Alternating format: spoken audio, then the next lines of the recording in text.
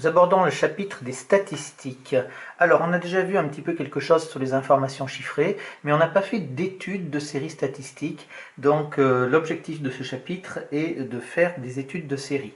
Il y a du vocabulaire à connaître, il y a beaucoup de vocabulaire à connaître, et il y a aussi donc des méthodes à appliquer, il y a des définitions et des propriétés, mais c'est surtout, je vais vous le faire ce cours sous forme à partir d'un exercice et pour voir un petit peu toutes les notions que vous devez connaître. C'est pas compliqué du tout et il y a certaines choses qu'on va utiliser où on va utiliser la calculatrice qui sera très pratique pour éviter tout un travail fastidieux. Alors déjà on parle d'une série statistique, on en avait déjà parlé quand on faisait les pourcentages. Une série statistique c'est un ensemble de données qui sont recueillies lors d'une enquête par exemple, et la série statistique on la donne souvent sous forme de tableau, pas obligatoirement mais souvent sous forme de tableau. Quand on fait une étude statistique, on travaille sur une population. La population, c'est l'ensemble d'enquêtes, c'est-à-dire c'est l'ensemble des individus sur lesquels porte l'enquête.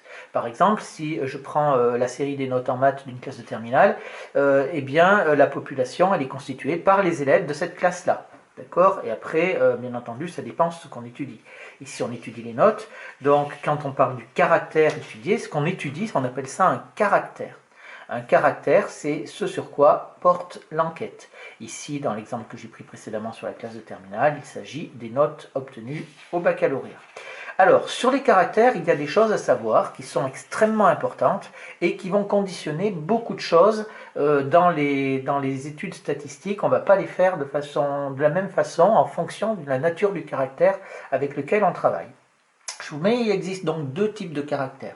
Les premiers, c'est les qualitatifs. Les qualitatifs, c'est quelque chose qu'on ne peut pas mesurer, c'est-à-dire qui n'est pas chiffré, comme par exemple la couleur des yeux. La couleur des yeux, ou comme sur ce que vous inscrivez sur vos bulletins, sur vos carnets de correspondance, si vous êtes interne, demi-pensionnaire ou externe. Ça ne se mesure pas, ce n'est pas une quantité. D'accord? Donc ça, c'est ce qu'on appelle les caractères qualitatifs. Voilà, ça c'est important.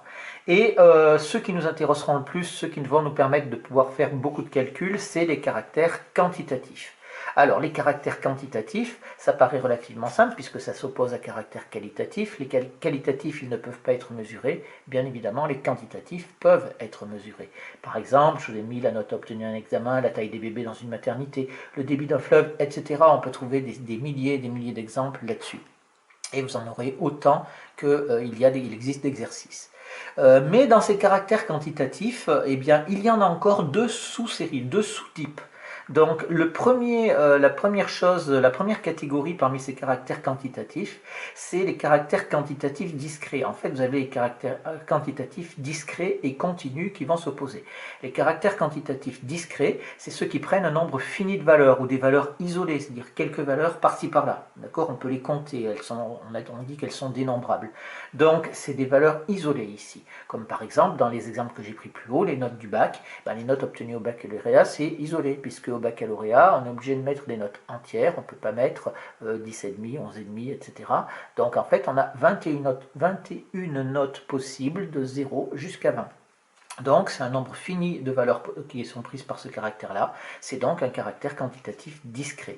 Par contre, si je mesure la taille des bébés, eh bien la taille des bébés, je peux avoir par exemple 55 cm, puis 56, mais je peux avoir 56,2, 56,3, tout dépend avec la précision avec laquelle on va mesurer la taille du bébé.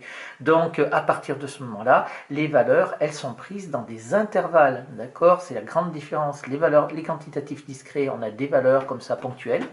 Et les caractères quantitatifs continus, on travaille dans des intervalles, c'est-à-dire que on va regrouper par intervalles. Ces intervalles, on appellera ça des classes. On y reviendra à la fin du chapitre. Donc le débit d'un fleuve, c'est la même chose. Voilà les types donc de caractères avec lesquels on peut travailler. On a donc notre vocabulaire de base sur les statistiques. Maintenant, on va passer à l'étude à proprement parler d'une série statistique. Donc, je prends ici étudier une série statistique. Déjà, qu'est-ce que ça signifie? Eh bien, ça signifie à calculer différents paramètres à partir des données que l'on a recueillies lors de l'enquête. On a donc nos données qui sont chiffrées, qui sont dans un tableau ou pas, et on va étudier ça, calculer des paramètres. Alors, il y en a certains que vous connaissez, comme la fréquence, la moyenne, etc. J'y reviendrai par la suite.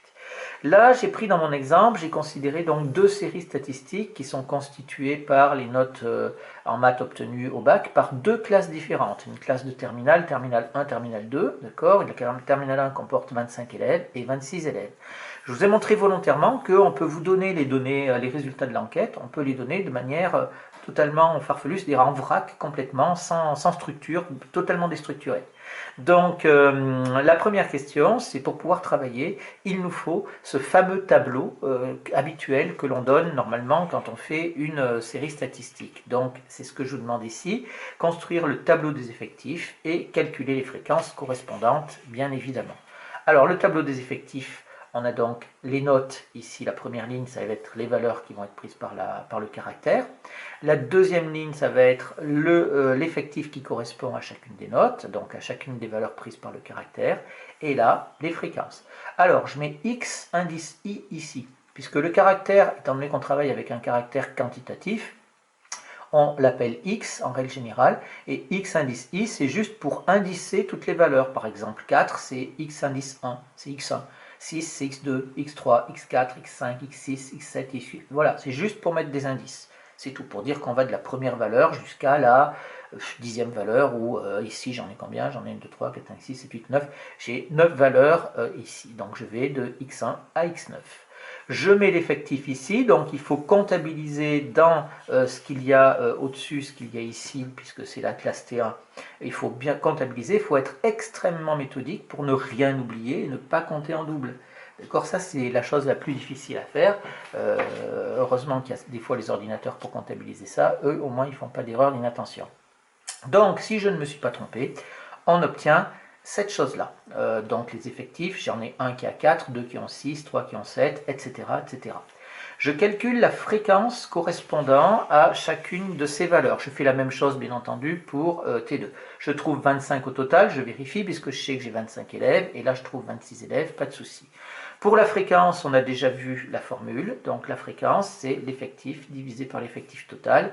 Ça nous fait donc N indice I pour chacune des colonnes, là, ici, divisé par grand N, qui est l'effectif de la population. L'effectif total, c'est l'effectif de la population, donc grand N.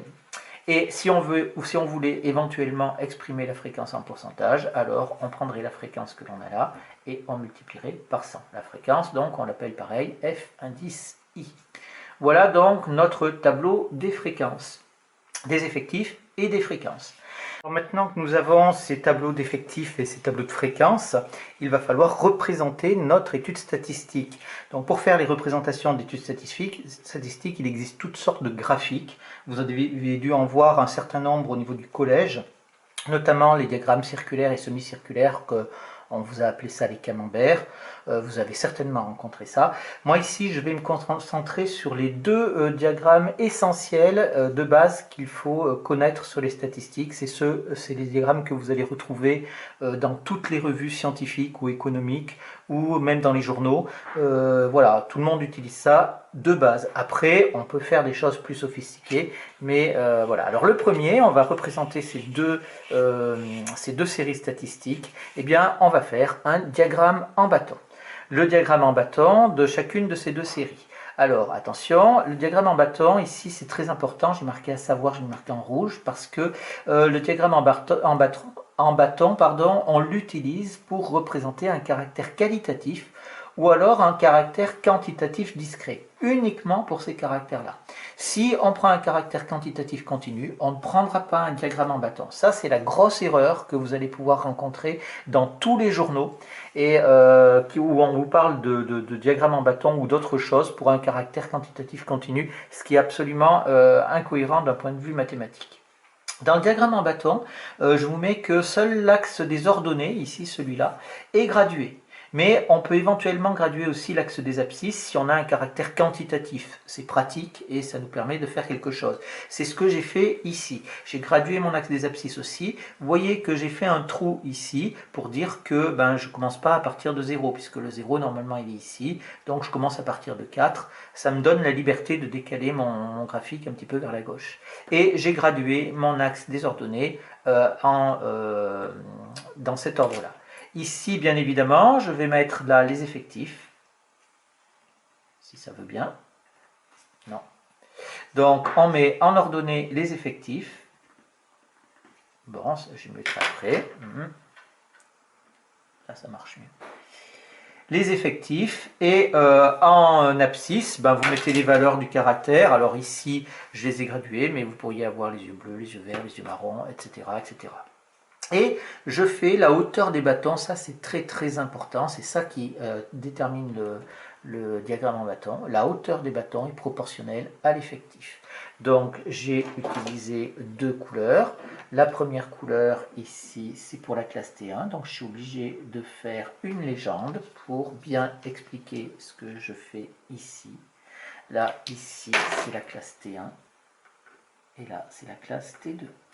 Voilà ici pour les diagrammes en bâton. Je m'arrête là provisoirement. On verra la suite mercredi.